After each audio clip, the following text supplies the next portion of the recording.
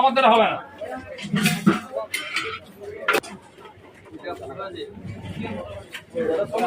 বাংলাদেশি বন্ধুদের জন্য কিছু বলো তোমার।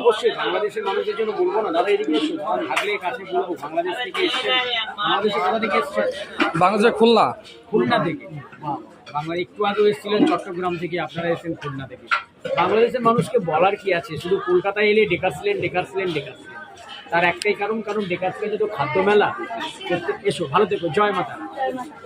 খাদ্য মেলা শুধুমাত্র ডেকার্সল্যান্ড। কলকাতার আশেপাশে অনেক স্ট্রিট ফুড আছে, তবে এই স্ট্রিট ফুড ডেকার্সল্যান্ডের মতো স্ট্রিট ফুড কলকাতাতে একটু কম।